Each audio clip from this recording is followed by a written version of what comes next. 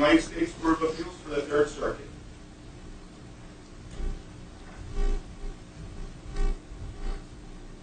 Oyez, oyez. All persons having business with the Honorable United States Court of Appeals for the Third Circuit are admonished to draw near and give their attention, for this court is now in session. God save the United States and this honorable court. Please be seated. Morning. It is unusual that in connection with a motion for a stay pending appeal that we would ask for oral argument. We've done so here because there are some issues that trouble us that we'd like to discuss with you, and in the context of doing so, at least give you an idea of what is going through our minds rather than have some order entered at some point with no explanation and you're sitting there scratching your head as to why. So with that, let us begin this morning with counsel. Mr. Cooper. Thank you, Judge. Good morning, and may it please the court. Jeffrey Cooper, together with Barry Roy and Elubinitz, Lubekin, and Tully, appearing for IDEA Boardwalk LLC, the appellant in the Revel AC bankruptcy matter, and with us at counsel table, judges, is Barbara Ostack, who is the general counsel of IDEA. Let me just see if I can just sort of lay the groundwork for the discussion. Obviously, we've got the 4 steps to whether you can have a stay, and first is it likely to succeed, and we need to discuss what that means. Our court has said there needs to be a strong showing that you are likely to succeed. Whether there's irreparable injury to you absent the stay, whether the other parties, if a stay is given, would be injured, and what is the public interest. And in large measure, you're going to see us focusing on steps 1 and 4. It seems, and maybe you or your opposing counsel can correct us if I've got this incorrect. It seems in terms of, there's a few steps that normally you go through without even necessarily reaching the issue of the interplay of 363F, 363E, and 365H. First step is obviously the simple one. You need to have a proposed sale free and clear of liens and encumbrances. So somebody has to propose that. Step 2, is there an interest in the property to be sold that is entitled to 365H protection? So is there an interest? And remember there, the burden would be on you, the party asserting the interest under 365P, to show the priority, the validity, and the extent of that interest. So you'll hear some questions on that. If you meet step 2, step 3 seems to be then the debtor must show that there's a bona fide dispute with respect to the lease because they're claiming that they're entitled to sell free and clear under 363F4. So they have the burden there. If step 3 is met, it seems that the debtor can sell free and clear, that is, dispossess you.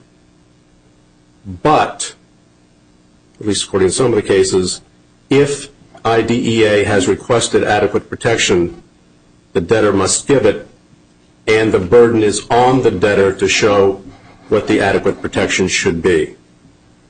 Now, do you disagree with anything I've said so far in terms of just my decision tree? No, Judge. Okay. And I'll ask the same question of you. Counsel, on the last point on adequate protection, can you tell us when did IDEA actually request adequate protection, as is required as a condition under the statute for it to be triggered? Where is that in the record? Your Honor, I'd have to double check, but I believe when we responded on the Sunday before the hearing in January, which I guess would have been the 4th or the 5th, we, as the record indicates, received the debtor's omnibus reply late in the evening on the Friday following January 1st, a week that's a little bit slower in any event, at about 10:14 in the evening. Now, that's come up a couple of times. we, on behalf of IDEA, did file papers by that Sunday night. And I believe in that document, we at least implicitly, if not explicitly, asked for the adequate protection. But I think that throughout the process of the case, and I would have to defer to the entirety of the record, the issues concerning 365 and 363 came up early in the case. The parties were all aware of those issues. In fact, in some of the very first bidding motions, those issues were raised. So we've been briefing those issues over the course of the case. But to answer Judge Krause's question, there was no request pursuant to the statute 365E. 363E. 63, pardon me. For adequate protection, correct? I'm trying to recall the hearing before Judge Burns and whether in the context of that hearing the issue was raised. It may have been raised in court on that day. I don't want to represent that to the court, but I believe it was. And I think Mr. Moskowitz was representing what, the amenity? Mr. Moskowitz was representing the buyer. Okay, I'm sorry. I got the hearing. Who was doing the primary argument on behalf of the lessees? No. If I may just say, I wanted to try and reserve 5 minutes for rebuttal. I don't know when it's the appropriate time. Okay. I think part of the problem, Your Honors, is that the hearing that took place on January 5th, I believe it was, that Monday. January 8th, right? She postponed it from the Monday to the 8th. No, but that's part of the problem, Judge. On Monday the 5th is the return date for the sale motion. Mm-hmm. It was not the return date for the rejection motion. And one of the things you did mention in terms of a predicate to the entire matter was having a 363F sale, but it's also having a timely 365H rejection motion because in Crumbs, for example, the debtors did not. Decision. Absolutely. The debtors did not ask for rejection until after the sale. So here you had the rejection motion pending when the sale was on, but it wasn't before the court. And what the court essentially did was to, as one counsel has indicated, give the buyer the gravy of the 365H ruling in the context of the sale order when, in fact, the contract of sale did not require that as a precondition to closing. The contract of sale did indicate that the debtors' counsel would use their best effort to try and secure that relief, but if they hadn't gotten it, that would have been not a hindrance to closing. So that's important to see the procedural mechanism. In fact, the rejection motion hasn't yet been heard at all. It's been put off, I think, from last Monday to sometime in mid-February. So that hasn't been heard yet, and it would seem to me that appropriately our obligation. Just so I understand the facts. Yeah, I'm sorry, was there a motion to reject the IDEA lease? There is now still a pending motion, yes. It hasn't been heard. Okay. So to be clear, if, as I think is the case, the first time that the request for adequate protection is made is at the January 5th hearing, the reason for that being so late is that the first time you received notice that the debtors were seeking to extinguish your rights under 363F rather than through the 365H rejection mechanism was January 2nd. So you were responding to that on January 5th. That's correct. And in fact, I would think that technically speaking, our demand for the adequate protection would conceptually be in response to the rejection motion, not in response to the sale motion. So conceptually, we wouldn't even have had to respond to the rejection motion until a later time. But I understand your point about the requirement. I believe that at the very least implicitly, and I think explicitly, we did talk about adequate protection. And again, we still would have the opportunity. In fact, one of the strange procedural situations, I think, judges, is that we still may have an opportunity to raise adequate protection and a hearing on adequate protection at the rejection motion that's going to take place in a couple of weeks. That hasn't been heard yet. So it's a very, what happened, Your Honor, is that the sale order took on the essence of two different reliefs. One was the sale order, and one was a rejection motion to some extent. The problem we've always had is that it was premature, and we had inadequate due process to litigate the issue of the override by 363F of 365H. How do we go about, with the issue before us now, how do we go about valuing the interest that you've asserted? Do we do that, as many cases have, as of the date of the bankruptcy filing, when there's still a going concern? Do we do that as of the date of the request for adequate protection? Or do we look to future returns, as you've asked us to do in the reply? And what is the authority for looking to future returns as in evaluating 363E?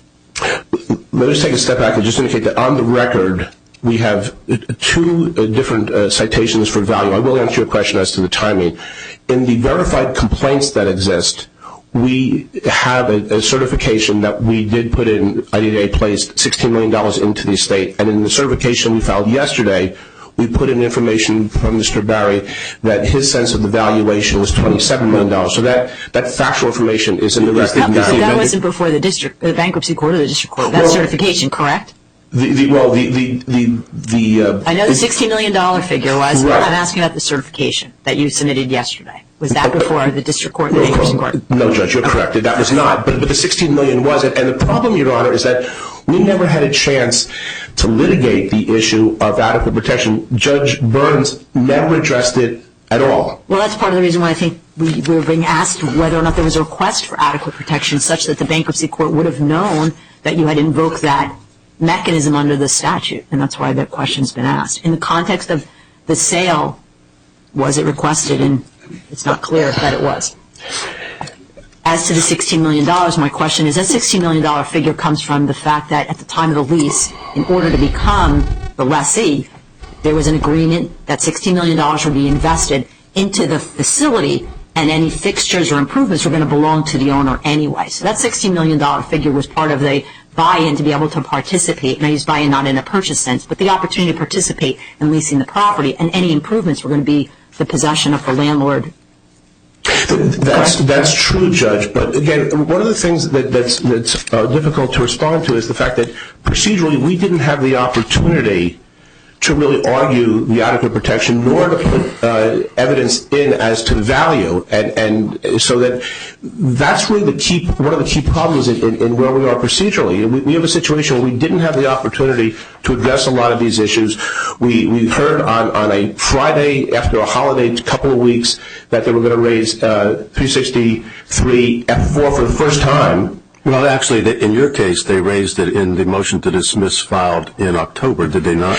They raised the issue of the... I mean, page 14, I mean, it's only pages 13 to the top of 15, as I recall. But to be precise, Your Honor, yes, they did raise the issue of the characterization of the lease, but it was never adjudicated. There was no objective bona fide dispute. But more critically, they never tied that motion into 363F4 until the Friday before the hearing. So, and yes, they raised the that issue. was the point that Mr. Schechter was making at the January 8th hearing. That's right. And, Judge, in fact, that's why we were able to respond by that Sunday, because we had obviously looked at the issue of the characterization of the lease, because they'd raised it, and we kind of put that off for the time being. But they never raised the F4 issue. And what's critical about that is that Judge Burns didn't find anything with regard to IDEA about a bona fide dispute. She found things about the energy company. She found things about the amenity tenants, but nothing about IDEA. And in fact, Judge Simando said, well, the adversary proceedings are there, therefore there must be an issue. But Judge,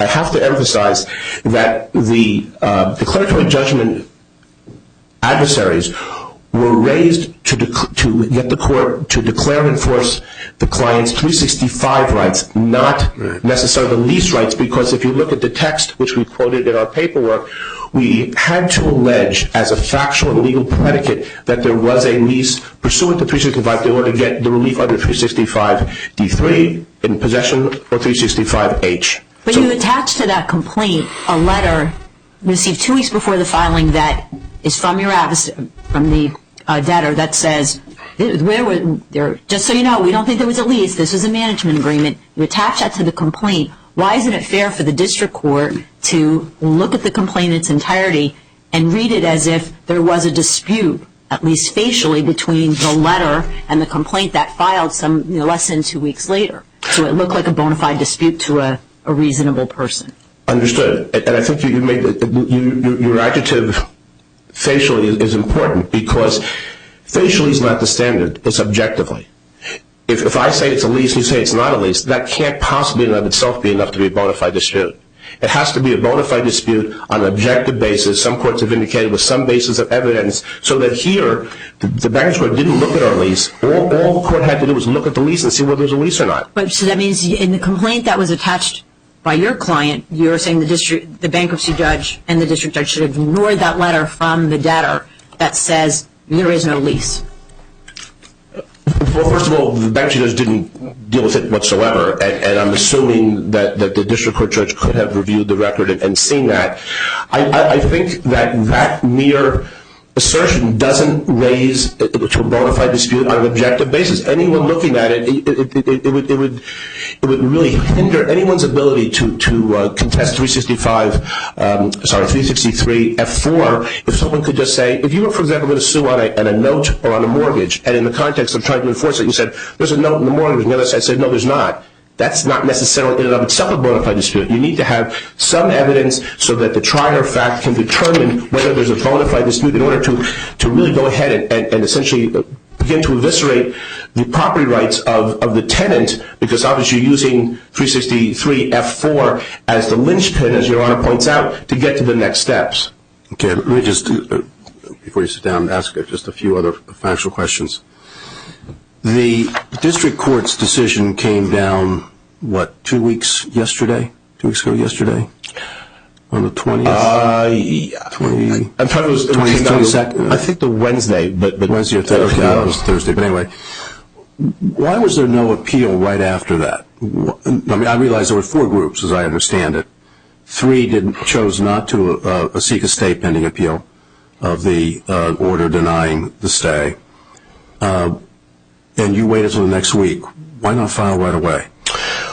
What we did immediately after Judge Simano's initial decision was to ask him to certify the question of the interrelationship between sections 363F or 363 and 365 directly to Your Honors. And we asked him also in that context to stay the sale order so we could then ask you for a continued stay of that. Now, he found in another opinion that we had gone to the incorrect court given some of the new rules in terms of where you have to go. But he's found also that once we had started with his court and asked him for a stay, once he had dug in, let it But that's why. Then we came back and we told him that we thought, and I think it probably would have been easier to get the certification as a clean legal issue than to come before Your Honors with regard to his discretion. But when we began to look into his discretion issue, you have a situation where, with regard to 363 F4, all he is saying is that the existence of those adversary complaints is enough to be a bona fide dispute. And we're saying it's not. We're saying we didn't place, responsive to Your Honor's questions to us a couple of days ago, we didn't place the characterization of the lease into issue. We said there's a lease of non-residential real. You did at count 6 of your May 29th complaint, I thought. When you asserted the declaratory judgment request, that's what you do, right? If I may, Judge, I don't. What we did, and some of it may have been slightly inartful, but what we did was we alleged that there was a lease of non-residential real property. We said, therefore, because of that, due to that, we get rights. I'm looking at count 6. Okay, now we have, unfortunately, 4 different complaints. Well, I'm looking at, the one I have before me is the one dated May 29, I believe. 2014. It was signed by Mr. Roy. And count 6 is declaratory judgment lease. Wherefore, they seek a declaration under applicable law, the lessee. The lease, or I guess, I don't know.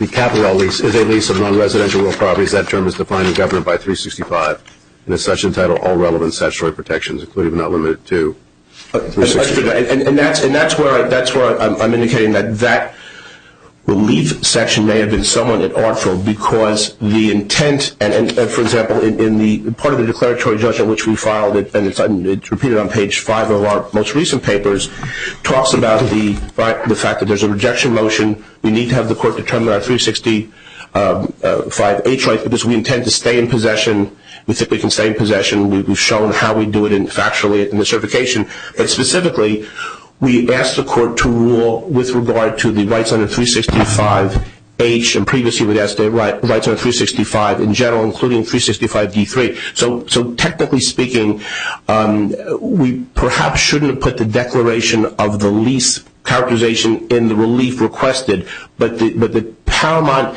issue was we didn't contest it was a lease. We simply said it is a lease under 365 and therefore we have rights under 365. Please explain those rights, including, for example, whether, and this issue may well come up, whether the rights of a utility easement is a right in or pertinent to the property, which was going to be a major issue for us to stay in the premises. As indicated in Mr. Barry's certification, we went to the safety people, we went to the... This lease was entered into, what, May of 2012?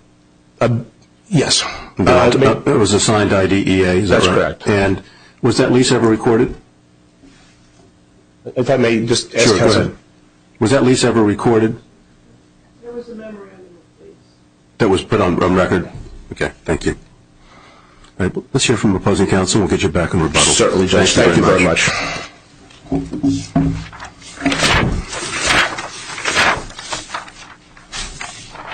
Good morning, Your Honors. May it please the Court, Jason Zakia of White & Case on behalf of the debtors. Happy to answer your questions, but I would like to just touch on a point that counsel ended on with regard to the declaratory judgment action. Well, why don't we start with just... Yes, sir. Is my decision tree semi-correct? Yes, sir. Okay.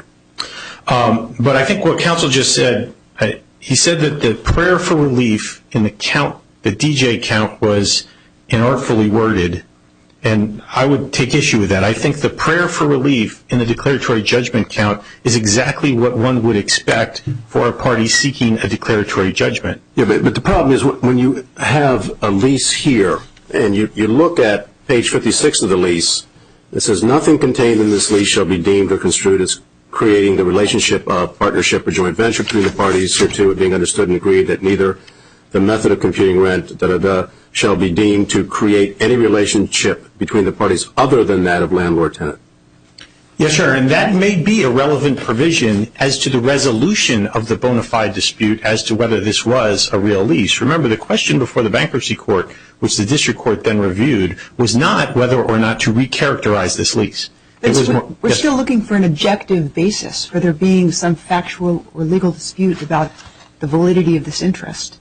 So take a hypothetical where there's, say, a mortgage where there's no good faith dispute about the validity of the mortgage, but one party, for strategic reasons, makes some noises about contesting it, and the other side, therefore, goes and seeks a declaratory judgment as to the validity of the lease. If there is no bona fide dispute about the validity of the lease before that declaratory judgment, how would the mere existence of the judgment, someone seeking to protect their rights by ensuring that that validity has been affirmed by a court, so actions not taken adverse to them, how would that give rise to a bona fide dispute where none existed before?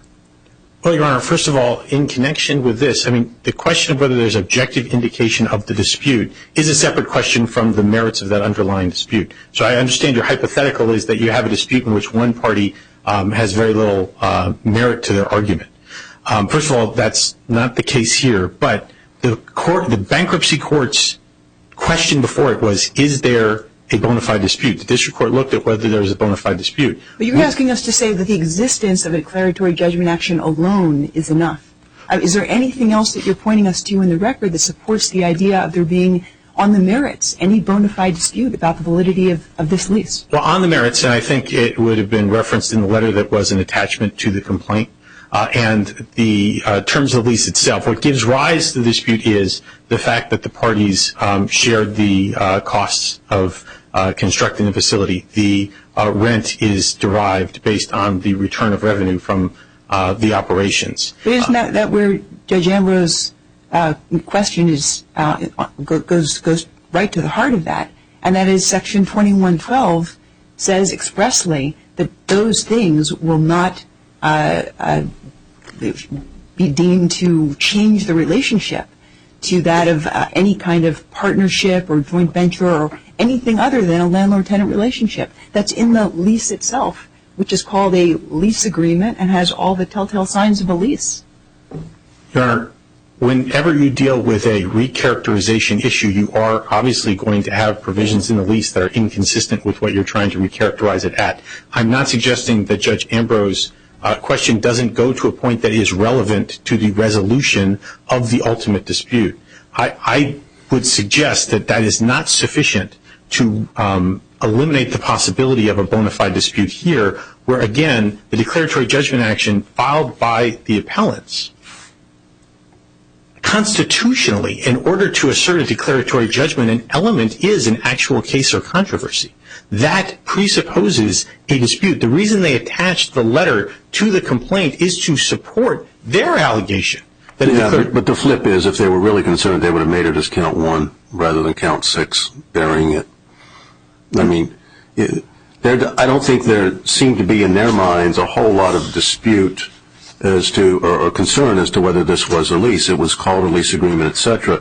And there were there not complaints filed before the May 29, 2014 complaint? Yes, Your Honor, including in the prior bankruptcy. And in the Revel 1, was there a count similar to count 6 in the complaint in Revel 1? Yes, Your Honor, there was. And those counts in the prior bankruptcy were denied in our answer, which is also consistent with the existence of a dispute, a real dispute. In this case, however, what you did, you didn't file an answer, you filed a motion to dismiss, and on page 14 you said that you had some questions as to whether this was a lease. Yes, Your Honor. Okay. Mr. Hackett, do you agree that the standard of review that we use for the existence of a bona fide dispute here is an abuse of discretion? That is, this is a mixed question of fact and law? I do, Your Honor. And since that's what we are reviewing for, well, there's arguments that you're now making, what do we do with the fact that we have neither at the bankruptcy court level nor at the district court level analysis on the merits of these arguments?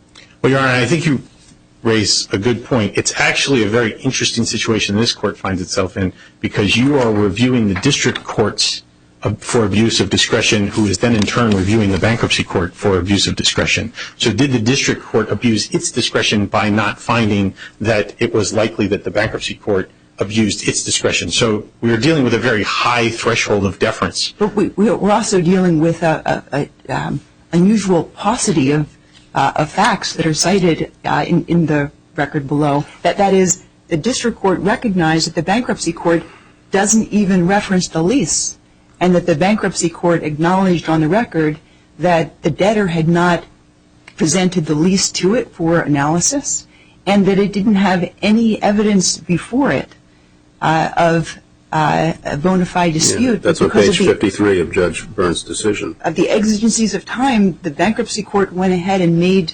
this determination anyway, that there existed a bona fide dispute without any evidence by its own terms.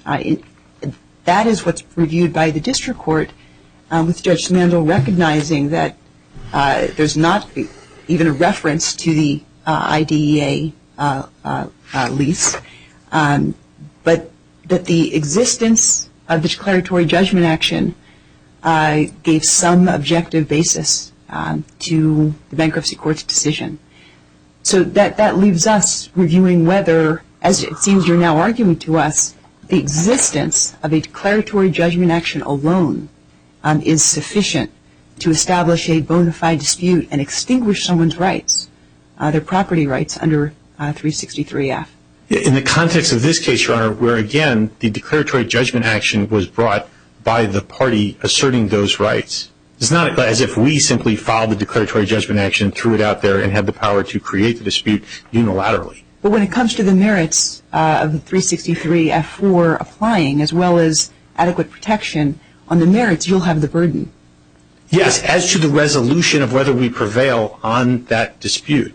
And again, that is a separate question than what Judge Simandl was looking for the objective indicator of, which is this a real dispute? This was not a trumped-up dispute that was created in the context of this motion to try and give us a basis to sell free and clear. This is a real dispute that preexisted independent of that and was recognized and supported in the record by the complaint filed by the appellants. But it looks as if what Judge Burns did, because prior to recessing and then coming back for the hearing on the 8th and giving her ruling, she was trying to find out from Mr. Schechter and some others, what evidence there was of a lease. And she said, you've given me something and 80% of it's redacted, etc.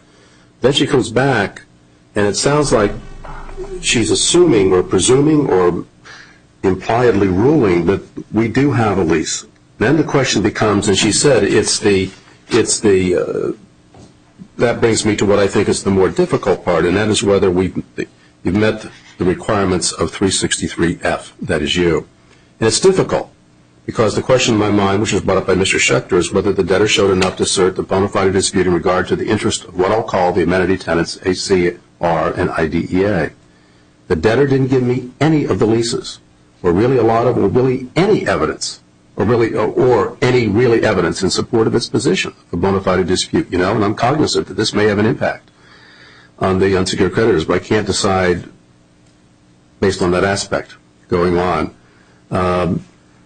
Even as soon as the last hour, I've gone back and forth. This is during her recess. So she's really concerned about this. My question was, in my mind, whether the debtors had shown enough to convince me that there was a bona fide dispute. And I know that there's enough that it could be in dispute. I don't know if it's whether it's actually in dispute. And then she says, well, in effect, because time is of the essence, I'm just going to find that there is a bona fide dispute. And I appreciate what she was under, but my first question, I guess, is, was time really of the essence on January 8th when we still haven't closed on February 6th?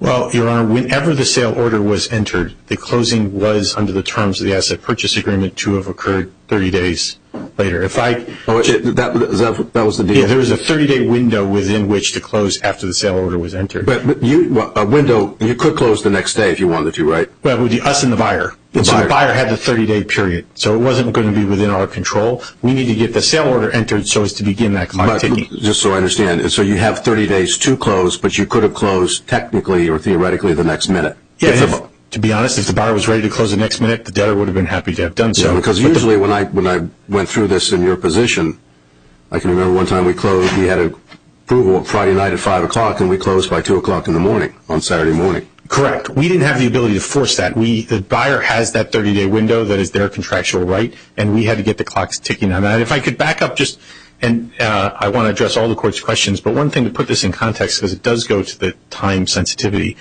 This case was filed in June, and the expectation and the hope was that we would have a sale by the end of the summer.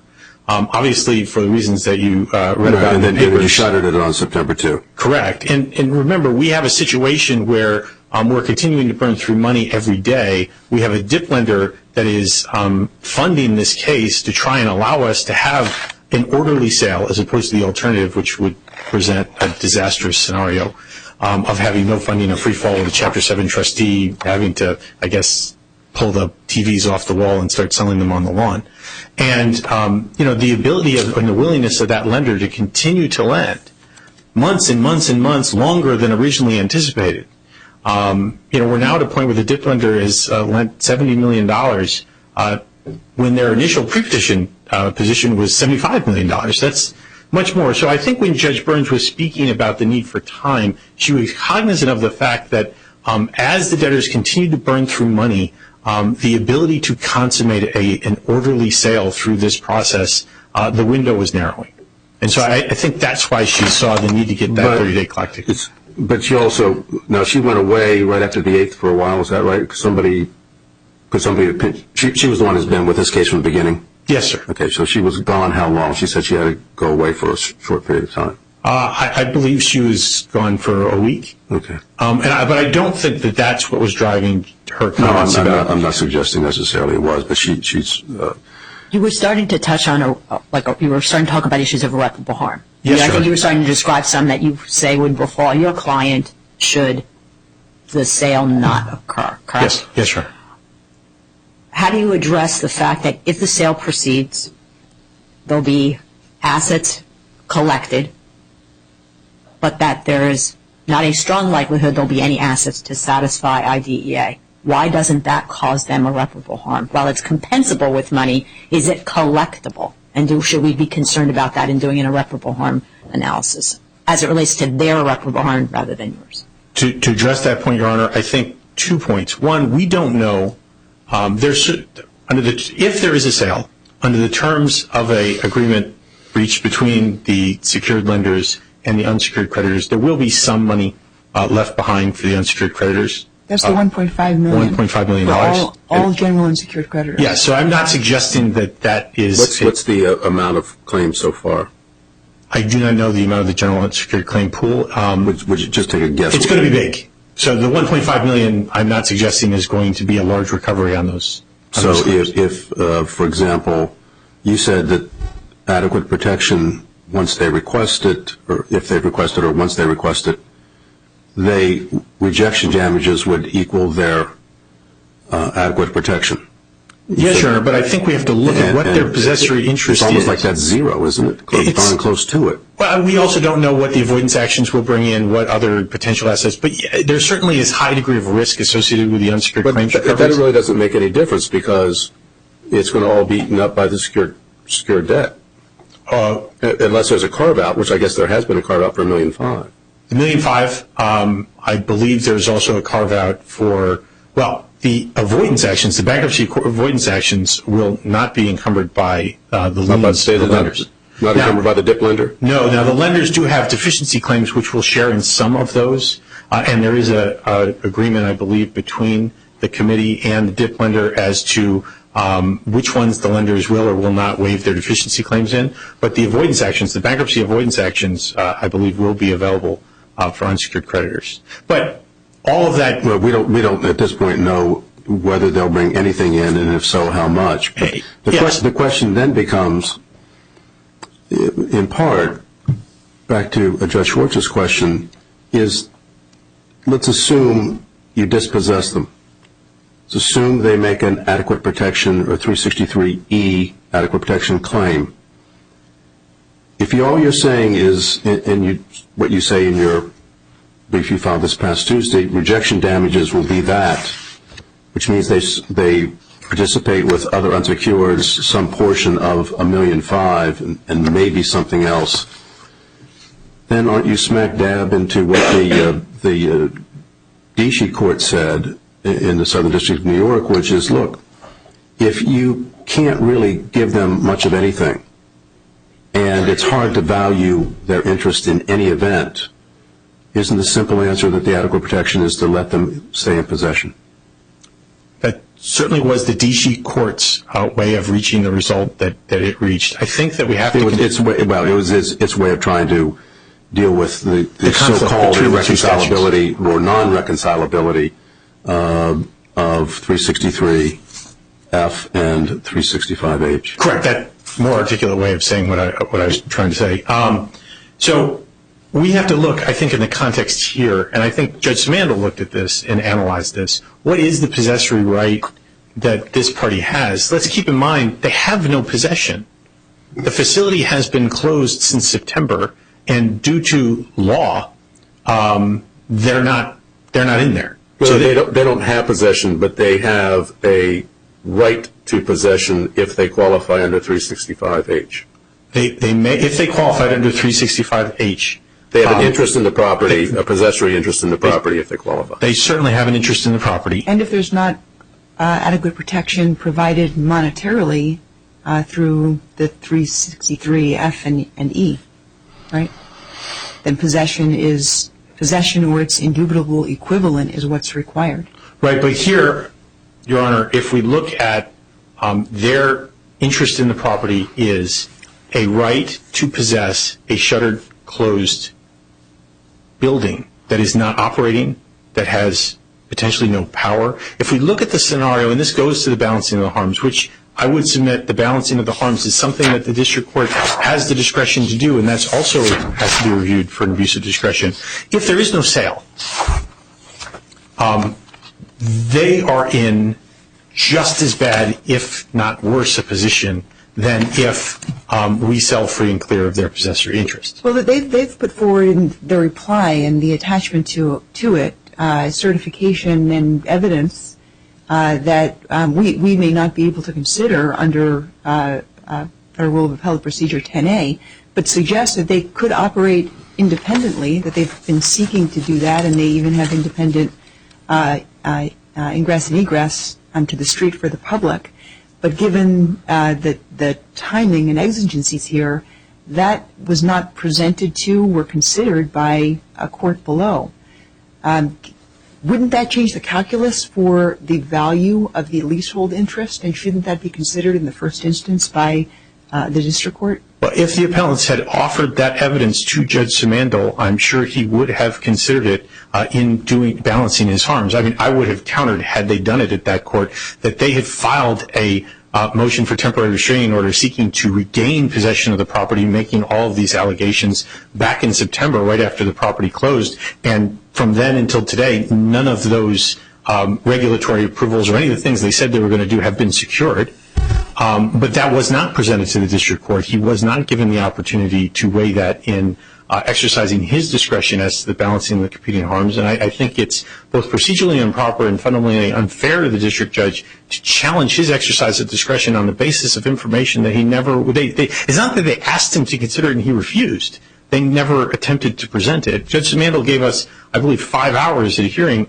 Yes, I'm sorry. But why would we value the leasehold interest after the debtor has made a decision to close the doors as opposed to at the time of the bankruptcy filing, which is where it seems the majority of cases choose as a point in time for valuing the interest at issue for adequate protection? This adequate protection scenario, Your Honor, is factually different than your typical adequate protection scenario. We're not dealing with a lien and valuing how much money was owed to a secured creditor as of the petition date. That's kind of an exercise that you pick a date, you value it, and you say, okay, this is what their interest was. Here, when you're trying to determine what it is that you're going to protect, I think that adequate protection has to be judged in that context. And I understand it's different than in other contexts. But at the time that we're actually dealing with making that determination. So when they ask for adequate protection, I think in this context, you'd have to look at what they had at that point. It's impossible for us, even if we gave them what the district court said they should get, and we gave them possession, we can't give them what they had at the petition date. It's not possible. If you use that approach, though, I mean, you're putting in the hands of the debtor the ability to not only extinguish a right under 363F, but to make it valueless by closing the doors so that adequate protection at $0 is satisfied. Well, but that's Does Congress really have intended that in the precautions it seems to have taken as to using a concept of possession or its indubitable equivalent in what is done with 363E as well as 365H. But when you talk about the indubitable equivalent, it has to be the indubitable equivalent of what exists. And at this time, the reality of what exists is a closed Revel. So the measure of, I think Judge Krause's question in part was when's the date of valuation, date of petition, date of sale, or date of formal dispossession, or whatever you want to call it. I think that's what we're trying to figure out what the date is. Date of rejection, whatever. Yeah, yes, Your Honor. And I guess my answer would be in this unique factual circumstance, when you're dealing with possession and not, say, valuing a lien, when you're dealing with possession, I think it has to be as of the date that you're judging that adequate assurance. Because you have to give them the indubitable equivalent of what they have at that point. Unlike a number on a page, we can't give them possession in something that doesn't exist anymore. And is it your view, though, that the adequate protection, following your thought, would be judged on what would adequately protect based on the time you ask for the adequate protection? Yes, Your Honor. So in this instance, since we're not clear if adequate protection was ever sought. Right. From your point of view, if it was sought tomorrow, it would be tomorrow's value. Right, because how can you judge it at any other time other than when you ask for it in this context? Because here what you're doing is trying to give them the indubitable equivalent of a right of possession, and that right of possession, I think, can't be meaningfully valued as of a past state of affairs that's no longer exists. Now, obviously, if there were a factual scenario, which I would suggest this certainly is not, where the debtors took some action with the specific intent, some malevolent intent to target a particular creditor, that may be something that the court's equitable power could address. Here, it really is the economic realities that drove this closing. Let's go back to the factors for the moment. You've got a bankruptcy judge who said, just before coming on the bench, I'm going back and forth. Close decision, yes, sir. Very close decision. And Judge Simandl, very, very good judge, saying, look, this is like an equipoise. I don't know, it could go this way, it could go that way. It's right at the tipping point. Why? That has to be a substantial likelihood of success on the merits under the first factor. Has to be. I never like to disagree with a court. I would suggest, Your Honor, that Judge Simandl was correct. He found You think likelihood means greater than 50%? I'm sorry, Your Honor? You think likelihood means a strong likelihood means greater than 50%? Yes. Second Circuit doesn't. In this circuit, it is a strong likelihood. What does that mean? Second Circuit uses the same, Judge Newman used the same language. And he says, but it can't necessarily be 50% in the Reno case.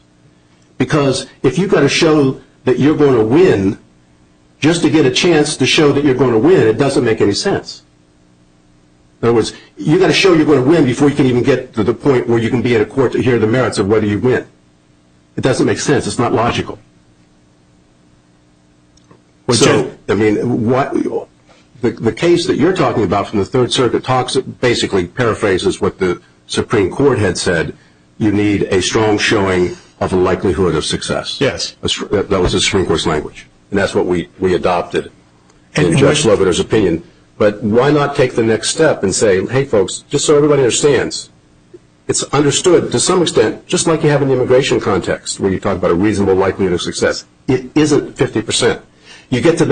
Once you show a reasonable likelihood, you get to the next step. Once you make this strong showing of a probability or likelihood of success, you get to the next step. You get to prove your point if you get beyond the other three reasons that don't in the state factor analysis. And I think that's a very important point, Your Honor. Remember, we'll get to those. Sorry. But the point is, to me, logically, it cannot be that they have to show today that it's greater than 50% chance that they'll win.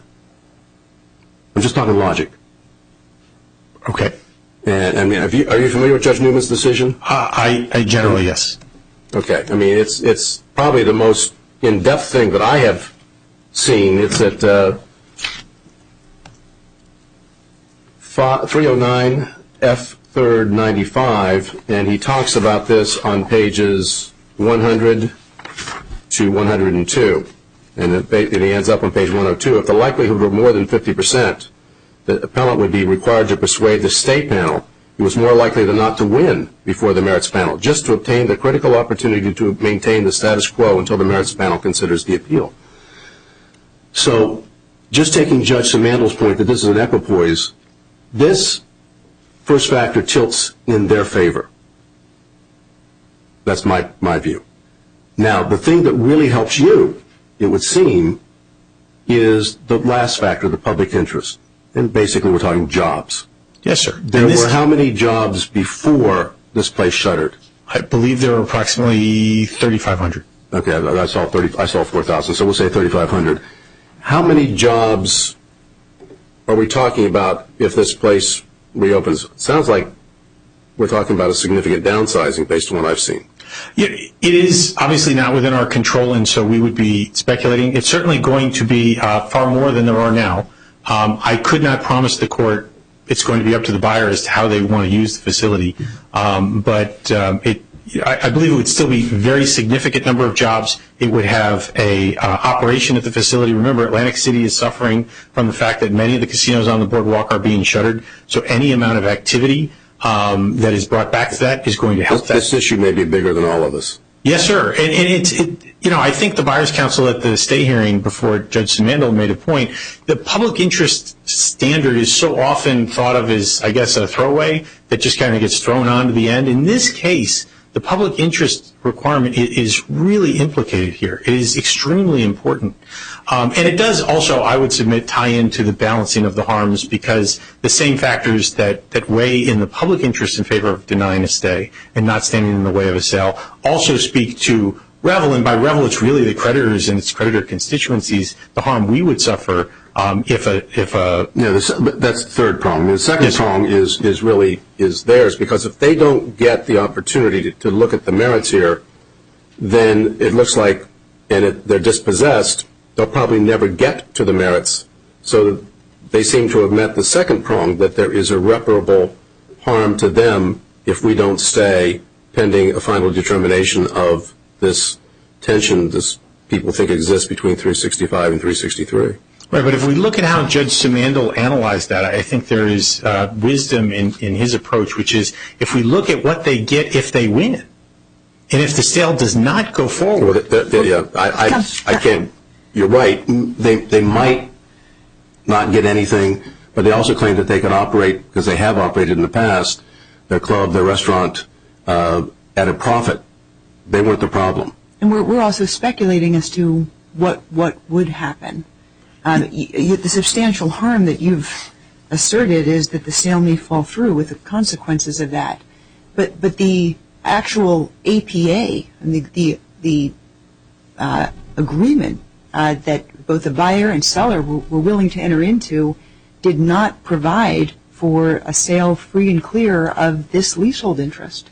So why wouldn't a reversal of the denial of the stay, or effectively a grant of a temporary or narrow stay as to this interest, why wouldn't that simply restore the status quo to what the buyer and seller actually agreed before there was this last-minute request to extinguish the right of the leaseholder for the sale order?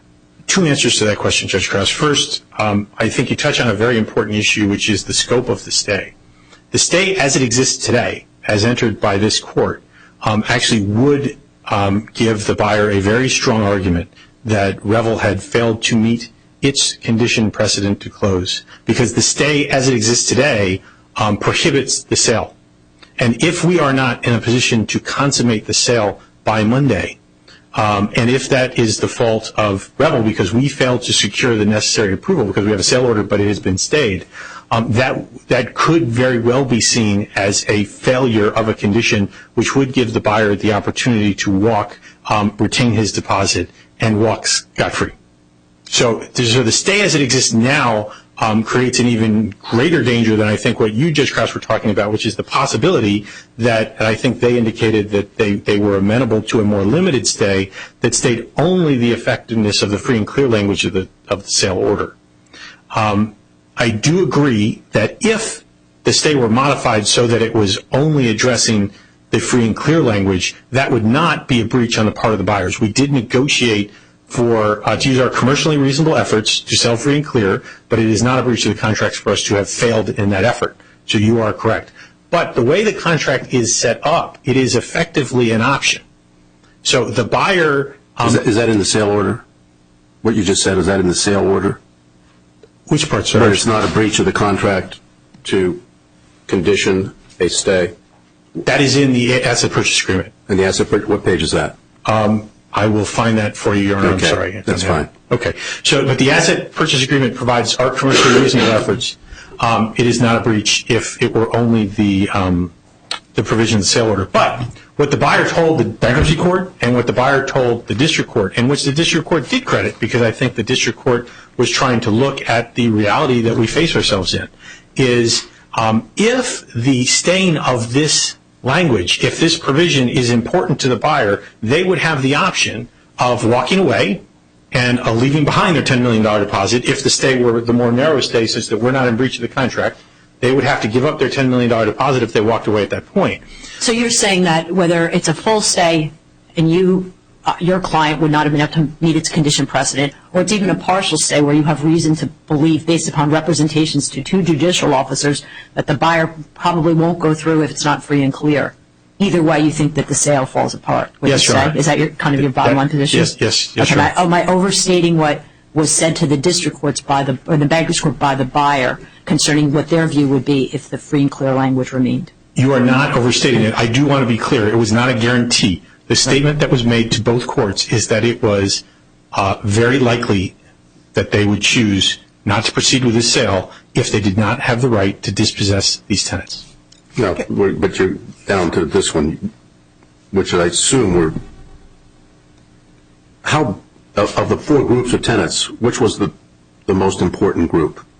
As far as you were concerned, as far as the buyer was concerned? Sounds to me like they were Mr. Schechter's clients.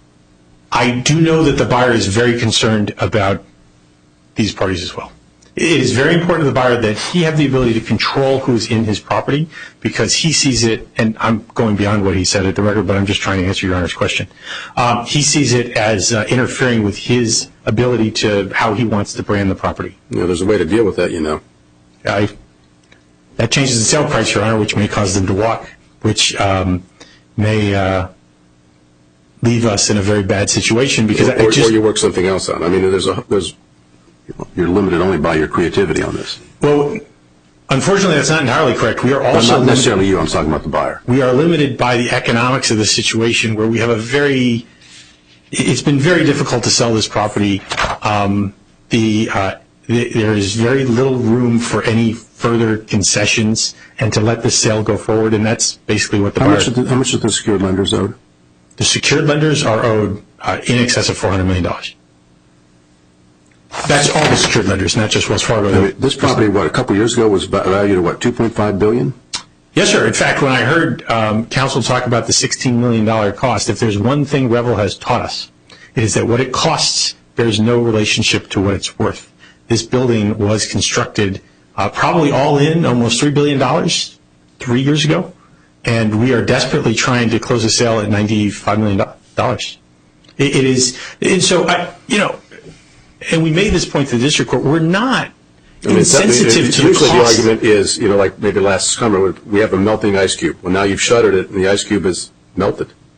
Past tense. We are trying to salvage whatever there is to at least allow some recovery for creditors and to allow some opportunity for this to return to a functioning and productive asset. And our fear is, having all these efforts to try and sell this property over all of these months, if we don't succeed this time, and yes, Judge Krause, I am speculating to a certain degree that's true, but all of the evidence in the record shows us the huge risk that if this falls through, we end up with a disastrous situation where they're basically tearing the building apart. That would have been made last fall when Boardwalk walked.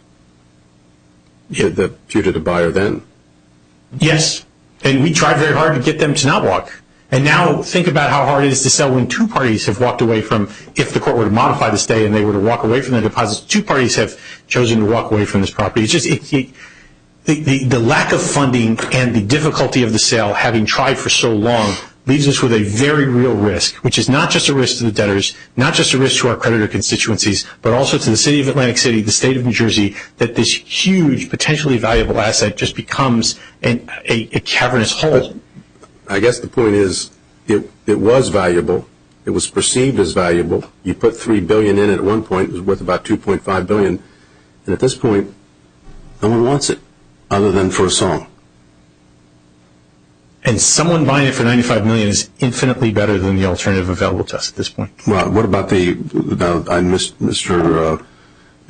Cooper said that in his brief that there was secured lender possibly had someone to come in. Has that been pursued? We have pursued every angle. He referred to his brief to the possibility of Hard Rock buying this. And again, this is outside the record what he said, so I'm going to respond outside the record. Hard Rock is willing to manage the property in connection with another buyer. They're not going to buy this. Okay. Counsel, if we put this in stark terms as to the issue before us, if we accept that the third and fourth factors that we consider for a stay, including the public policy one, are strongly in your favor. But when we look at the issue of likelihood of success on the merits, if you assume with me, for the sake of argument, that there has not been, at least on this record, a demonstration of a bona fide dispute as to the validity of the lease, or even if there were, so that 363F were satisfied, and we then need to look at the question of adequate protection, what has been laid out for us suggests that without possession, that there are no meaningful dollars that would be available to satisfy 363E to provide adequate protection for this leaseholder. Then aren't we left with a sale that on its face would be unlawful under the bankruptcy code because it doesn't satisfy 363F?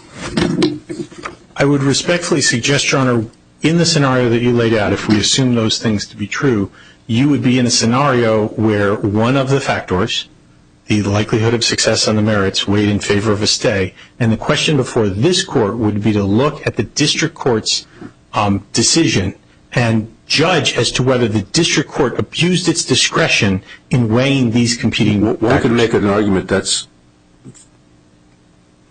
an argument that's fairly easy to do, because the bankruptcy judge said that you, the debtor, have given me nothing to show that this is a bona fide dispute. But when you look at pages 52 to 55 of her decision, of the transcript, she says, because it's so much time, so expedited the time, and I'm just going to find that you've met it, that this is a bona fide dispute. One could argue that's an abuse of discretion. Your Honor, I think pretty strongly. And that's just on F4. On the adequate protection point, adequate protection isn't even mentioned, much less any findings made at the bankruptcy court level. And then when that goes before the district court, the district court recognizes that there's been no discussion or analysis of this mandatory requirement under the statute, once the request is made, of prohibiting the sale or conditioning the sale on adequate protection, and nonetheless finds that by making a finding as to 363F, that the bankruptcy court must have been considering 363E, although it's not mentioned. When that's all we have before us, and we're reviewing for abuse of discretion, how could we say that that was not an abuse of discretion, given what's required as far as findings under the bankruptcy code? I think there are two things, and if I could, Judge Ambrose, your recitation of the bankruptcy court's finding, while I certainly agree she said all the things you said, I think she did say a bit more. And I will acknowledge she did not specifically reference this particular appellant when she did say a bit more. Remember, at that time she was dealing with multiple parties. She did come back and she did make findings based on the pleadings filed by the amenity tenants. She did make findings based on statements that, her experience in other related litigation in the main bankruptcy case regarding ACR. On page 53, my concern is that she said, without knowing any more, I know enough to say that there could be in dispute about whether it's actually a true lease. And F4, doesn't the court have to say, not could, but actually that there is a bona fide dispute? Yes, Your Honor, but I think if we look, and now we can look, and this gets back to the discussion I had answering Judge Krause's question, and I do acknowledge that we do put great weight, the district court put great weight on the pendency of the adversary, or of the declaratory judgment action filed by them to establish the bona fide nature of the dispute. If there is sufficient evidence in the record, and that's something for the court to judge, to support a finding that there was a bona fide dispute, that is sufficient to support that finding, whether or not Judge Burns specifically referenced it in her ruling. Well, I mean, the only thing she really relies on is on page 54. The debtors rely on the amenity tenants to provide their signature dining, nightlife, spa, and retail experiences. because each of the amenity tenants are actually located on the debtor's premises. They in turn rely on the debtor's operations. The amenity tenants are, in every sense, partners of the debtor for better or debtors for better or worse. That doesn't flow. Well, but my point when referencing those is she did give analysis and she did give reasons. The reasons that she gave on the record referred to the amenity tenants and it referred to ACR. She also made a statement but the fact that they happen to be on the premises and they happen to operate do certain operations on the tenants doesn't make them for better or worse partners. No, I believe she was quoting from statements made by the amenity tenants in amenity tenants' pleadings. Those are other parties. I mean, Those are other parties in any event. Yes. No findings as to IDEA. There's no reference to statements made by any representative of IDEA. I mean, how can we transfer whatever might have been said about others to IDEA to apply under 363? I'm sorry, Your Honor, I'm not suggesting you should. I was just trying to answer Judge Ambrose's question about whether she did give any thought to any of these issues, more just for the context of Judge Burns' decision-making process. I do acknowledge that the specific examples she gave and what she listed in her ruling did not apply to this appellant. I would suggest that because there was the declaratory judgment on file, and because that was in the record, that is sufficient to support her finding, regardless of the fact that she didn't specifically mention it. Well, let's go to page, just on to close that up, and then Judge Schwarzenegger wants to ask a question.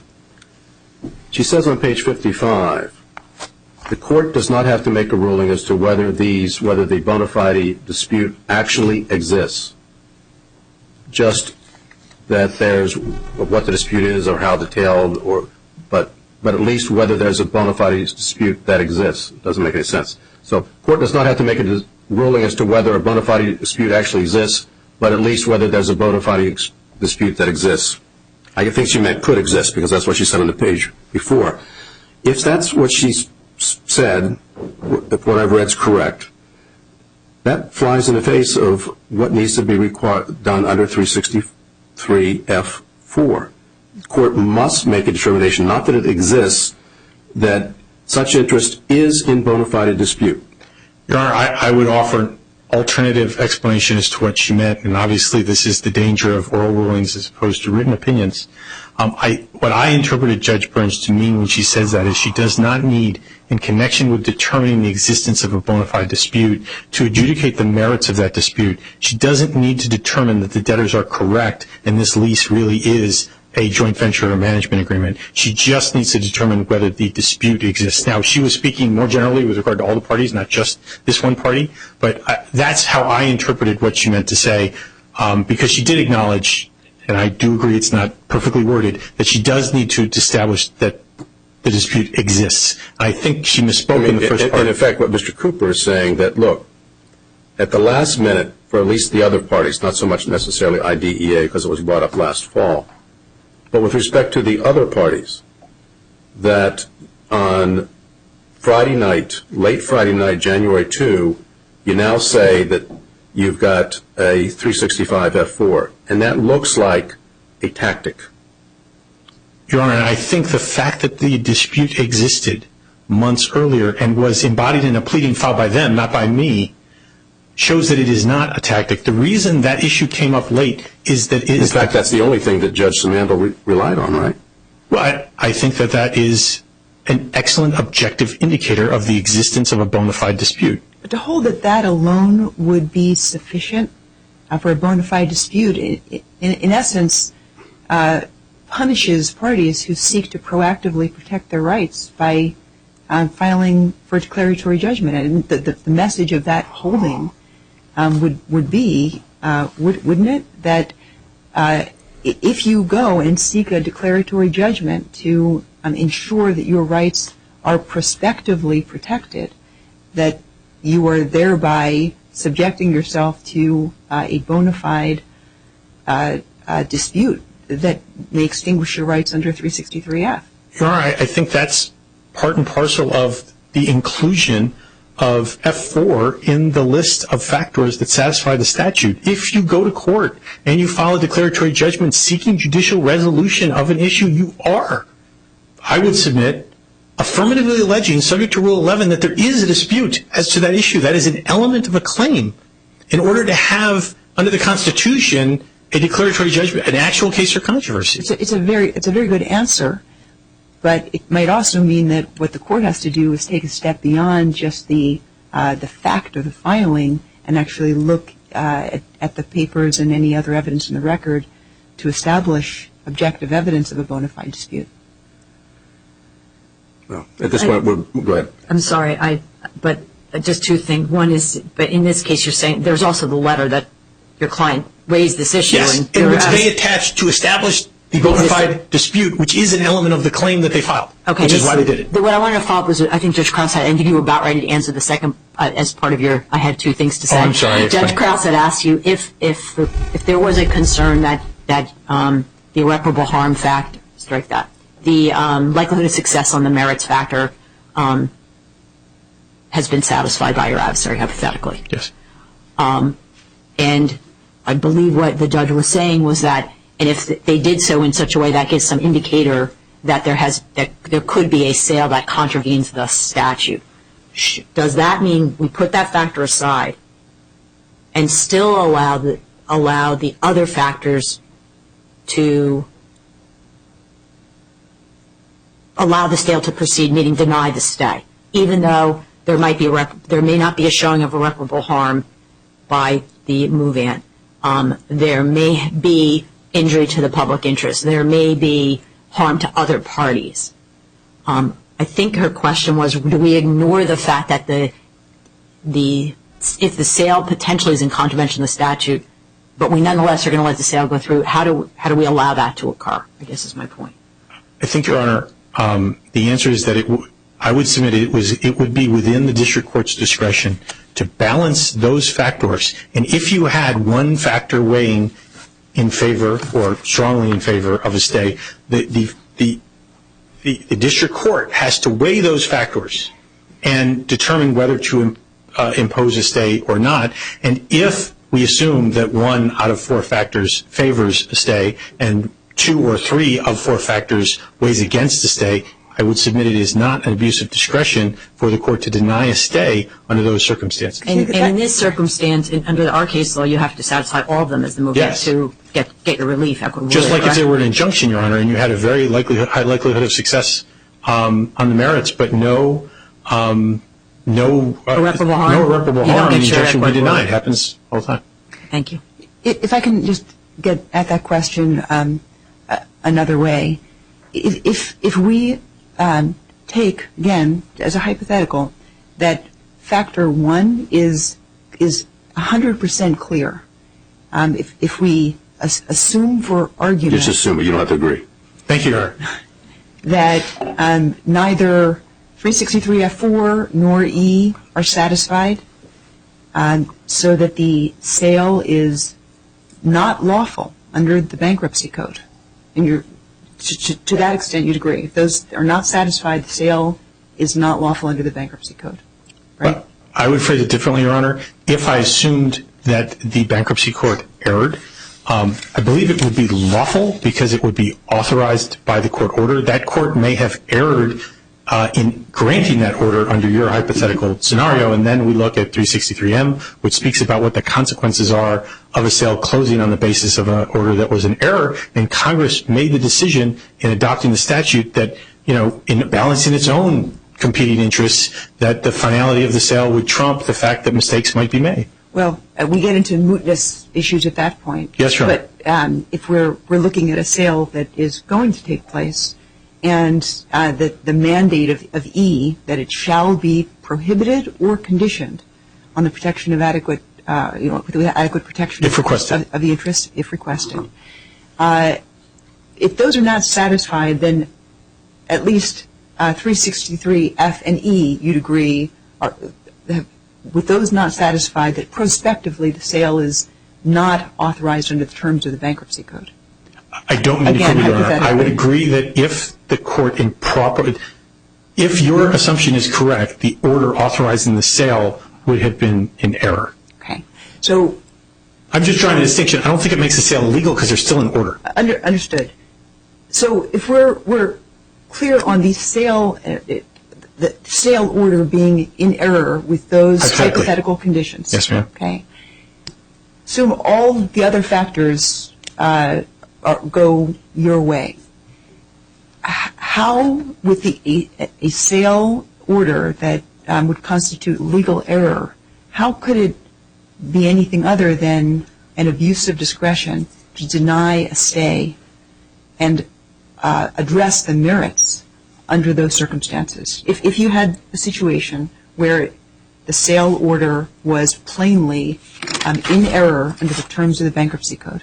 Because, Your Honor, the standard the district court is required to apply under the law of this circuit is a multi-pronged test. It is not a one-pronged test. I would submit this exactly as if a party came in for a preliminary injunction or a temporary restraining order and established a high likelihood or a certainty of success on the merits and failed to meet the other requirements. That motion would be denied. But haven't we said in Jackson v. Danberg that it's an abuse of discretion may be found where the conclusion reached by the district court includes a serious error of law? In other words, that factor on the merits, the legal merits, is one that could suffice itself to satisfy abuse of discretion.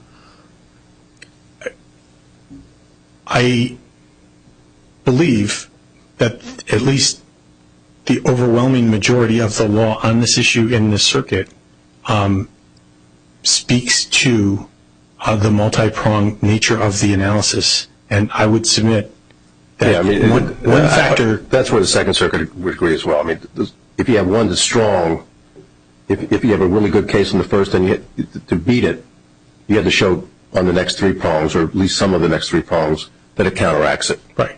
So the more one weighs, the less you have to show the other, and vice versa. But in this hypothetical, and there are lots of parts of Judge Krause's hypothetical I don't like, in this hypothetical, the parts that I do like are that we can assume that the other three factors, there's nothing. I thought that was... Well, the second factor is they are hurt irreparably if they don't get a chance to deal with the merits of an issue that, for the purposes of this assumption, they're likely to win on factor one.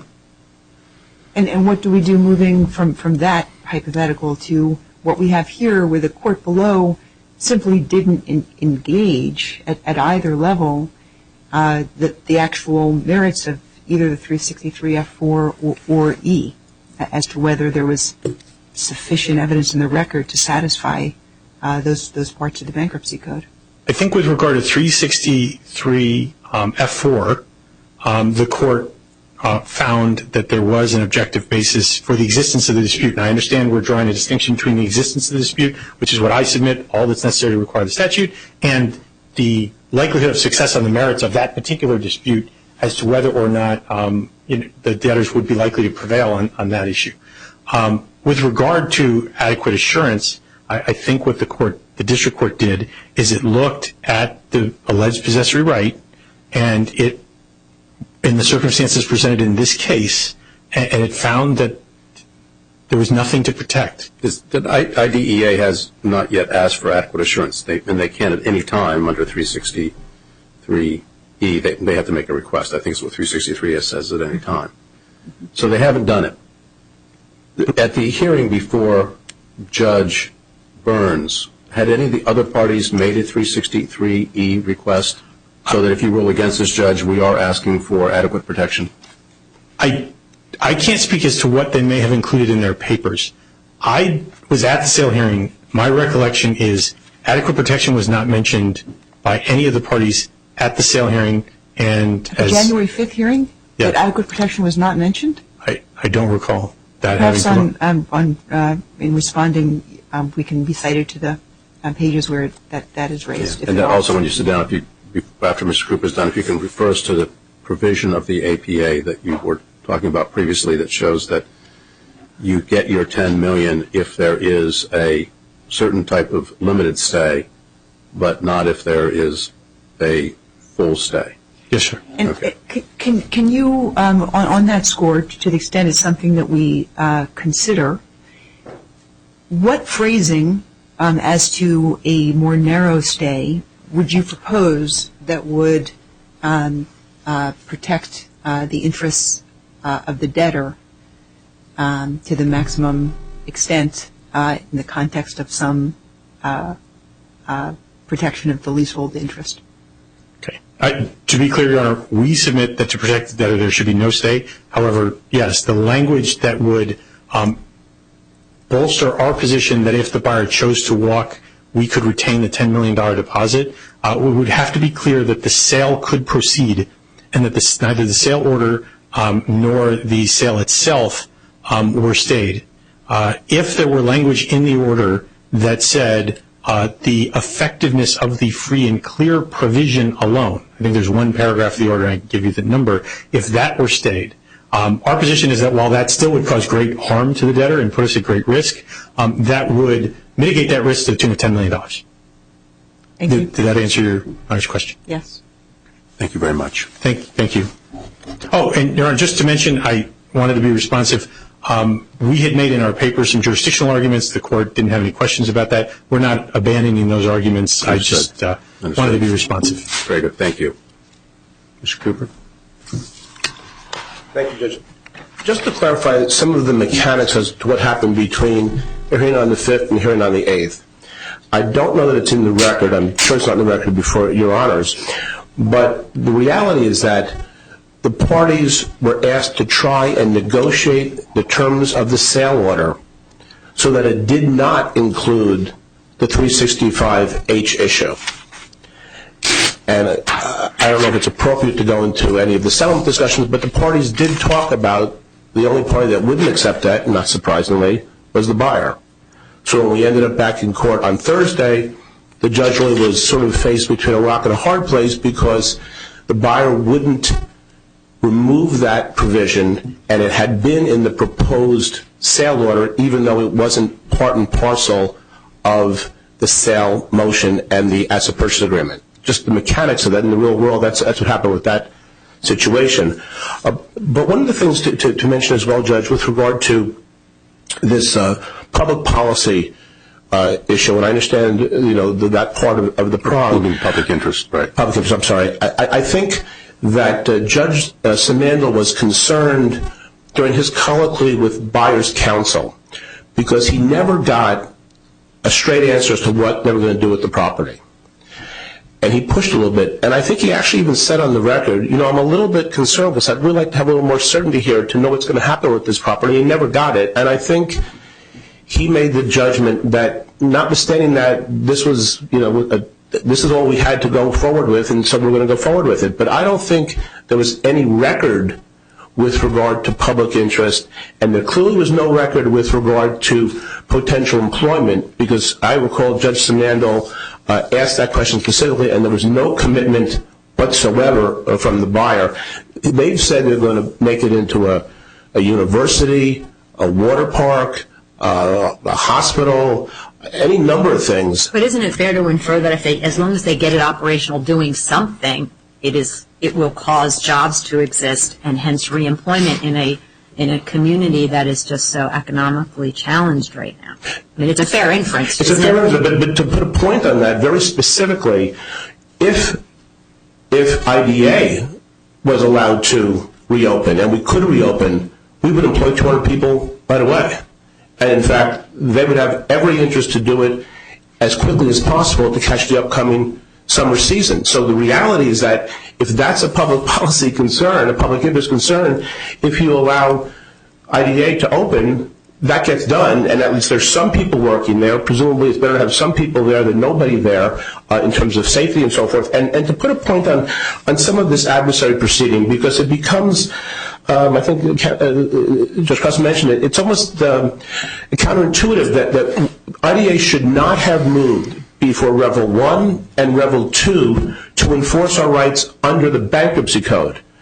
The reason we had to move was because we had rights under 365. And for example, immediately when the debtor shut down the location in early September, we moved before the court under actually 365 D3 on the position that the debtor was required, while the lease was still in existence, to meet its obligations under the lease and provide to us, among other things, utilities and security and so forth. We also then said, and by the way, if you're going to reject anyway, we asked the court not to determine that it's a lease, but to determine that if you rejected and we elected under H, and it's literally in the text of our relief, we're asking you to determine as a matter of fact and law that a utility easement, and this really is an issue of first impression, we found very little case law on this, that the utility easement would be considered to be a right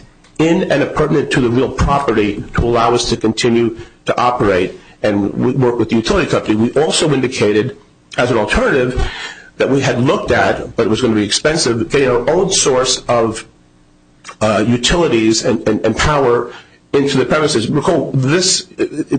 Counsel, I'm sorry. With time limited, I just want to focus in on the things that may be helpful decision points for us. Let's say we accept the premise that the fact of the filing and taking account of the explanations for it, but the filing of declaratory judgment action is enough of an objective basis for the district court to conclude that there's a bona fide dispute. That puts us into looking at adequate protection. I don't see the transcript of the January 5th hearing among the exhibits that we've received. Are you able to point us to some place in the record that you've been perhaps able to find over the course of argument where that request was made by IDEA? Because the request is a sine qua non of that protection coming into play under the terms of 363E.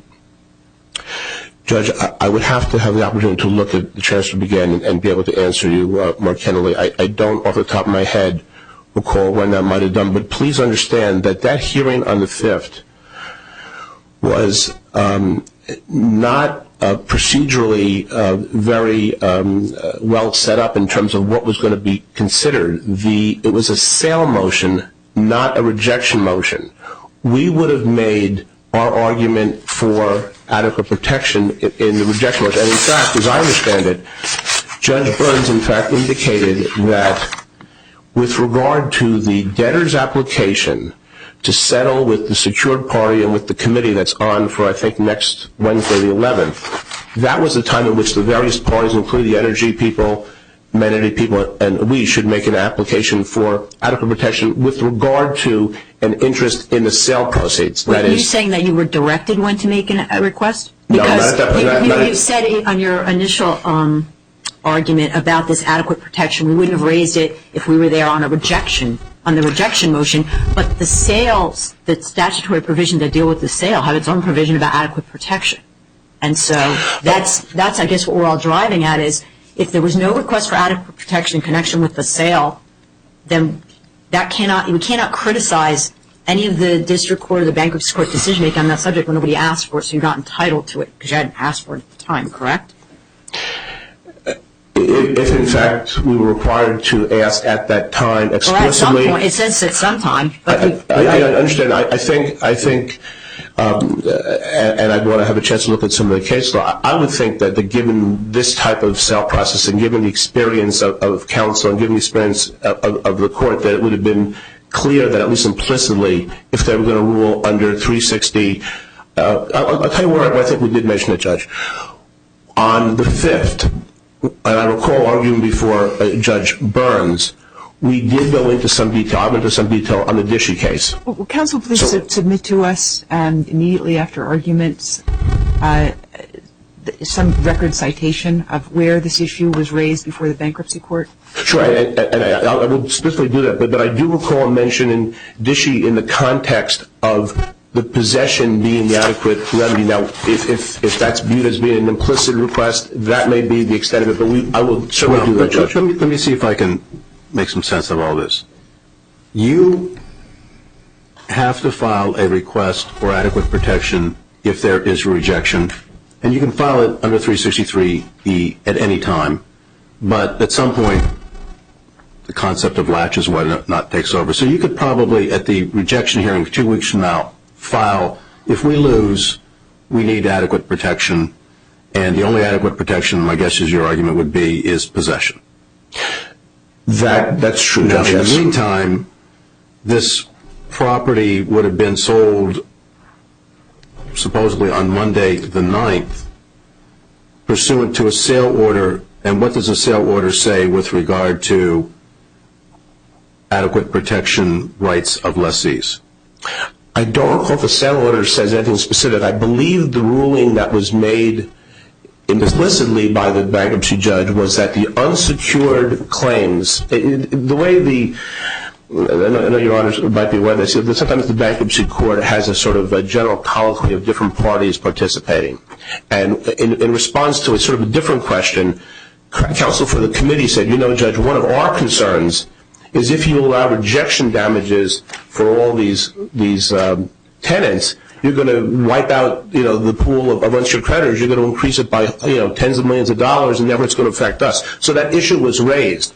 But essentially, the court seems to suggest, well, the unsecured claim in and of itself is sufficient for adequate protection, which... Well, and the argument I can just see, you just foresee it being made at the rejection hearing, is that with regard to adequate protection, this place has been shuttered since last September 2, and 10 times 0 is 0 in terms of your value. Except, Judge, if you look at the equities of what happened, we were prepared, and we went to court with a adversary proceeding immediately after the shutdown for permission for the court to let us run, and in fact to compel the debtor to go forward. The excuse, I shouldn't say excuse, the reason they gave, they said they were not allowed to do it pursuant to the local gambling authorities because since there were gambling machines in the premises, even though not in our premises, because it could be cordoned off, arguably, that we couldn't open. That's what they said. So we were restrained from opening, not because of anything we wanted to do. In fact, we had gone to court, and we amended that to go to court after the potential rejection to open up again, and we can still open up again. And so we've been constrained by that. What's happened in this entire case, Judge, is that, this issue of the 365, 363 issue, of course, is a first impression in this circuit. There's one circuit case nationwide. It's an issue that's going to come up quite a bit. As the judge mentioned, in Crumbs, it came up in the context of a 365N issue. Again, questions of what the counterparties to debtor landlords or debtor licensors have. That's a real issue. And you have a situation where we talk about public interest and public policy. If there's no certainty of a commercial tenant to be able to stay in possession under the law, under its lease, and under 365H, it'll affect both commercial tenants and those who lend and finance commercial tenants. So there's a real significant public effect from allowing a results-oriented decision to sell, because it sounds like the right thing to do here. And in addition, there are real property rights, including those, presumably, the reason why you have an adequate protection and any kind of a double equivalent is some shadow of a Fifth Amendment right not to have your property taken without adequate compensation. The response to that is pretty simple, only that it's closed. It's done. And, nothing more really can be done. If it was so important, the other three groups of lessees would have filed an appeal from the denial of the stay, would they not? Judge, as you might guess, I hesitate to comment on what they did or didn't do. We felt it important enough to do it. And as we were preparing for today's hearing, we, of course, read a number of Your Honor's opinions on equitable mootness in the plan context. But also in that context, there's a reference to essentially what I call legal mootness. That is, if you have an unstayed sale order and they go forward, you're kind of out of luck. And the remedy for the unstayed sale order is obviously to stay the sale order and give us a chance to get to court. And recall, please, that we put it in the certification. In the Trump bankruptcy case, a couple of casinos down, the Delaware Bankruptcy Court allowed the restaurant to open, notwithstanding the fact that the casino was closed, because a similar situation was kind of interesting. They went to state court in some way to get that relief, and I know it was temporary in the beginning. I don't know what happened in the ultimate case, but both as a physical matter and also as a legal matter, it was possible to do that. And all we're asking for is to have our real property rights recognized as protected by the Bankruptcy Code, especially when the other provisions that allow an override weren't met. Obviously, secured parties can be crammed down and those types of things. So I understand the Bankruptcy Code and process can adjust people's state law rights, but only if they're properly done under the Bankruptcy Code. And here, there was inadequate due process with regard to the procedure, in regard to evidence, in regard to a variety of things, and we don't think candidly, it's just not fair to have a situation where what could happen is we put in money, we have a valuable lease, now this goes forward, and the new buyer flips management to Hard Rock, and they make the profit that we put in to start. There's something your peculiar about arguments that. on irreparable harm, and actually your argument as to why the public policy weighs in your favor is that this supposed disastrous effect it'll have as a precedent for commercial real estate development. But we've got, on the other hand, Revel pointing to the loss of hundreds, if not thousands, of jobs, the substantial detriment it would cause to Atlantic City, and the hampering of the reorganization of other casinos.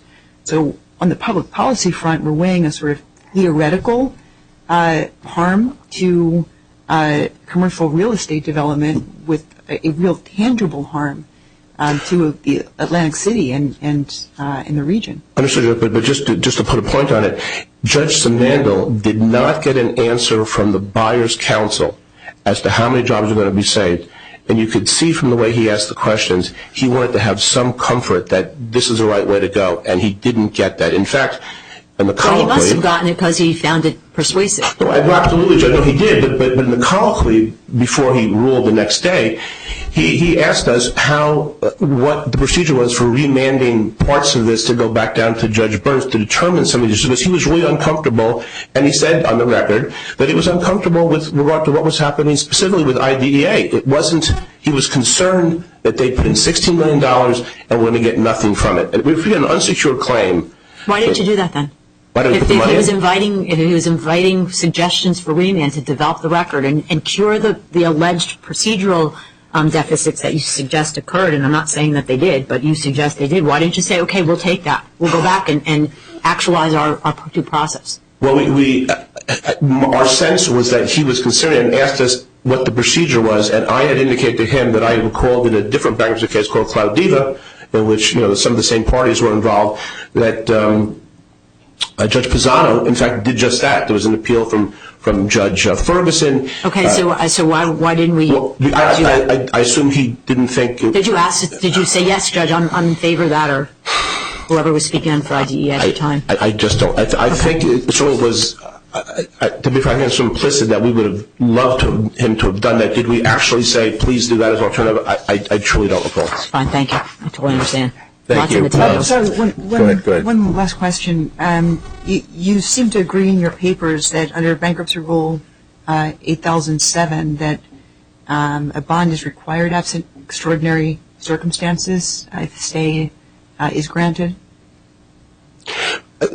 Yes, Judge. I mean, we believe that rule obviously applies, and we suggested that under the circumstances of this case, where among the relief we're asking for is for this court to either itself stay the sale order or temporarily stay the sale order and remand and direct Judge Simandl to stay the sale order, that but with regard to just that provision that deals with the 365 issues, that there would be no harm, no damages, because the buyer never contracted for that right. Well, you've put in no evidence in the record that I can tell that the imposition of a bond at that purchase price, let's say, would pose a financial harm to your client, that would be a hardship. Why shouldn't the full amount of the purchase price be set if we were inclined to grant a stay and require a bond? It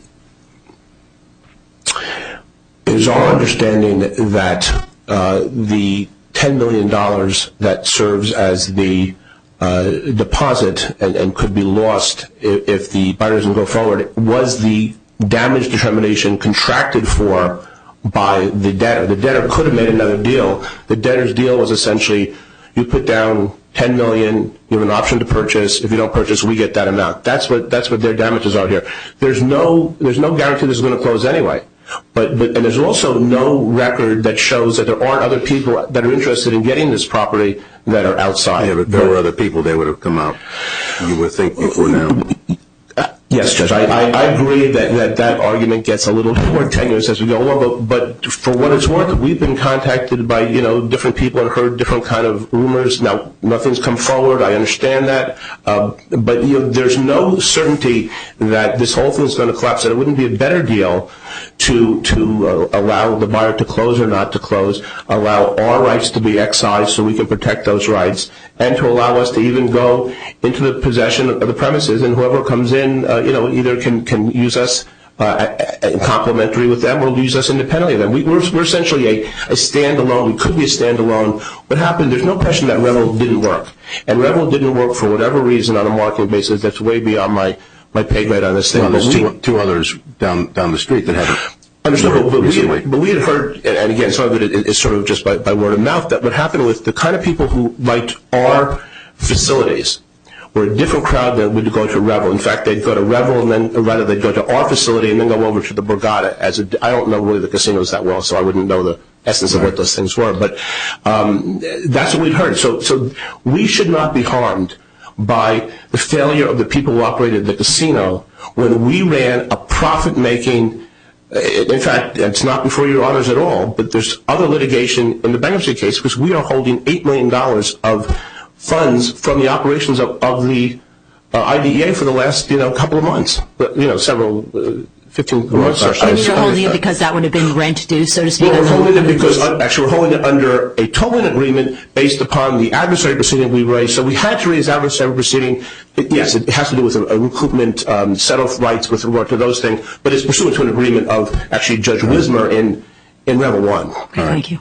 Thank you. And one final question. In Revel 1, you said you filed said that you filed a declaratory judgment action. We Is that did. correct, an adversary proceeding? I think we filed one and an amended, yes. In that proceeding, did you ask for a declaration that there is a lease entitled to 365 rights? I know in the first draft we didn't, in the main complaint we did not. I will check and advise, but I don't recall, Judge. And if we did, and when you ask, we may have done it in the amended first complaint, and I think there was a denial, but it was just the typical answer. Yes, it's a lease. No, it's not. That's what Mr. Zakia said. Yeah. Mr. Zakia, let me ask you on the asset purchase agreement, what is the provision you were referring to? Two provisions, Your Honor. Section 5.9, which is found on page 22, entitled Release of Encumbrances, and it's short, so I just tell you what it says. Seller's obligation to deliver the assets free and clear of any encumbrances, which is a defined term, other than permitted encumbrances, also a defined term, and assumed liabilities, shall be limited to seller's commercially reasonable efforts to obtain the sale order that provides for the delivery of assets free and clear. And then it goes on. And then if we look at section 1.1b of the schedules, it lists permitted encumbrances, and IDA Boardwalk's lease is listed therein. So again, I don't want to detract from the fact that we believe any stay would work in irreparable harm around Revel, but at least with regard to our ability to claim the $10 million deposit, a modification of the stay to simply stay the provision about sale free and clear would be important for that one issue. Repeat that again. If the stay, which we don't think there should be one, but if there was one, and if it were limited to, I believe it's paragraph 14 of the sale order, paragraph 14 of the sale order, which is the paragraph that permits the sale free and clear, and I would suggest it should be further limited to Idea Boardwalk, the only appellant here. So if the stay were limited to Idea Boardwalk's possessory rights that were being wiped out by paragraph 14, the extreme harm to Revel while still existing would be mitigated by our ability to claim the $10 million deposit. Okay, thank you. Thank you to both counsel for, go ahead. If I may, I apologize for coming back up, but I'm advised by my co-counsel, and we'd be happy to clarify this, that in fact, IDEA did request adequate protection by docket number 144, which was a joinder to a request made by the amenity tenants under docket number 137. Now, I'd like to confirm that, and we'll do that in writing, but that's what I understand. And that was done on what day? I don't know that, Judge. I'm sorry. So it's docket number 144 in Revel 2? July, Your Honor. In July? Yes, which joined in. So it was filed on June 19th, is that right? Revel 2, okay. Okay. Thank you, Judge. So if you would send that to us under a 28J letter, that'd be great. Sure, I will try and get that to you today if we can. That'd be great. Okay, thank you. Yes. We will, first of all, I want to thank both counsel for very well presented arguments on such short notice. And you, as they say in South Philly, you've done good. And I much appreciate it. It's always good to have good counsel before you. We will try to make a decision and have it communicated to you by 5 p.m. today. I would ask if counsel would get together with the clerk's office and arrange for a transcript to be prepared of this oral argument with the cost to be split evenly.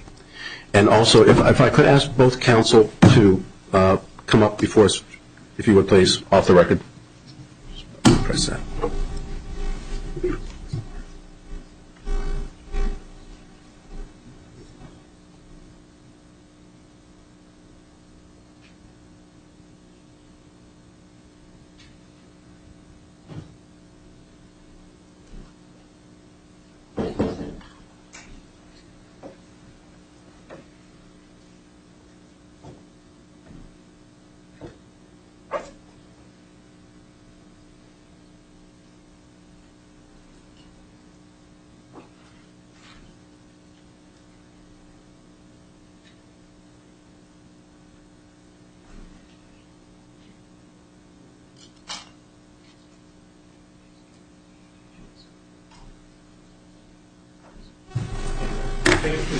You're very welcome. Thank you. Recess key. So, Monday, February 9th, 2015, at 11 a.m.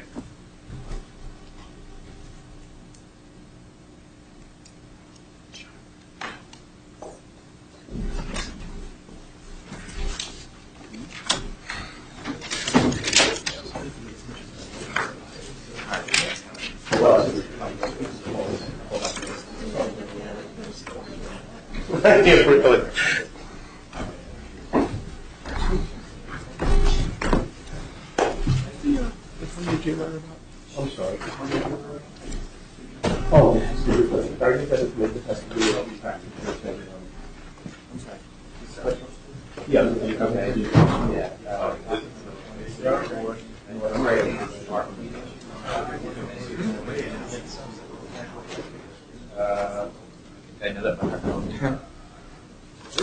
Not very much. Sure.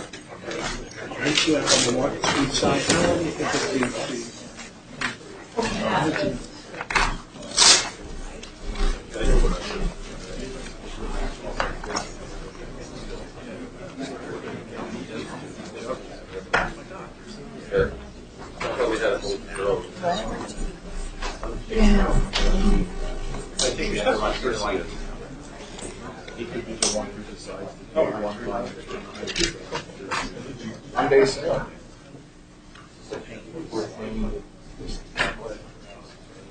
First, I just want to say hello. Yeah.